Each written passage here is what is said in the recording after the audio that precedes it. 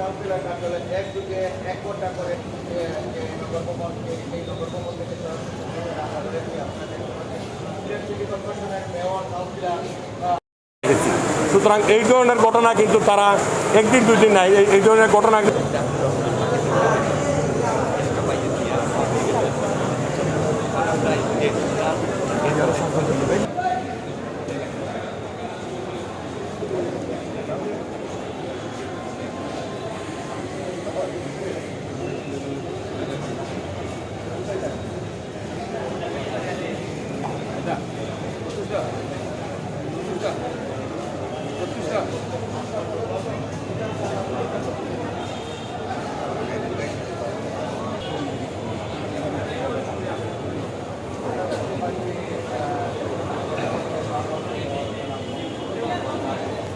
ভাই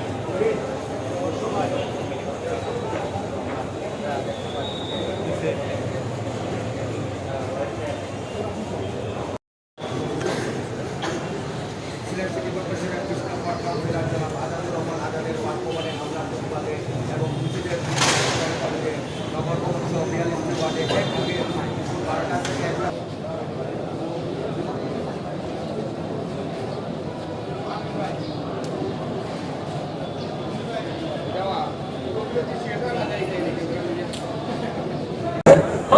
সিলেট সিটি কর্পোরেশনের 20 নম্বর ওয়ার্ডের আমাদের জননন্দিত কাউন্সিলর, যিনি 2003 থেকে সিলেট সিটি কর্পোরেশনের প্রতিনিধিত্ব করছেন।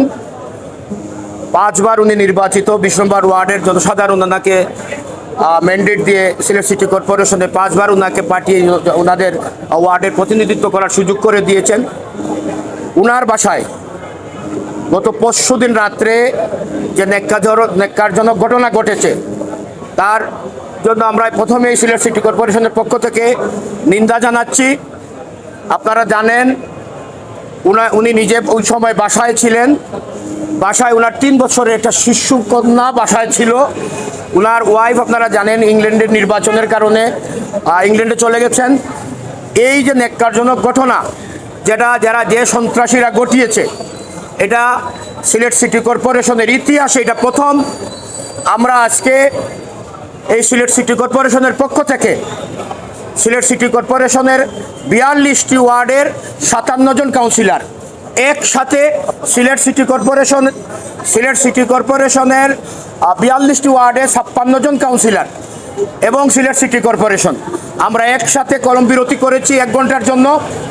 আপনারা সবাই অবগত আছেন। আগামীকাল আমরা টিলাগড় পয়েন্টে শান্তিপূর্ণ অবস্থান গ্রহণ করব।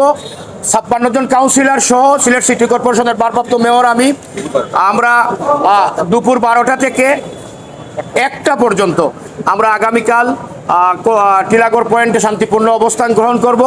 আগামী পরশুদিন আমরা জেলা প্রশাসক মহোদয় সহ স্বরাষ্ট্রমন্ত্রী, পুলিশ কমিশনার, আমাদের স্থানীয় সরকার মন্ত্রী সবাইকে আমরা স্মারকলিপি দিব। এটা হলো আমাদের 3 দিনের কর্মসূচি। আমাদের মামলায় 14 জন আসামি আছে, এর মধ্যে সম্ভবত 4 জন গ্রেফতার হয়েছে। বাকি 10 জনকে এই 3 দিনের ভিতরে আমরা গ্রেফতার করার অনুরোধ জানাবো আমাদের স্থানীয় প্রশাসনকে। না হলে আমরা পরবর্তীতে আরও কঠোর অবস্থানে যেতে বাধ্য হব। সিলেট সিটি কর্পোরেশন বিভিন্ন সময় আপনারা জেনেছেন, বিভিন্ন সময় বিভিন্ন কাউন্সিলরদের অফিস, বিভিন্ন কাউন্সিলরদের বাসা, আমাদের সিলেট সিটি কর্পোরেশন অনেক কর্মকর্তাদেরকে যে কোনো জায়গায় যে কোনো সময় যে কোনোভাবে শারীরিকভাবে হেনস্থা করা হয়। এর তীব্র নিন্দা জানাচ্ছি।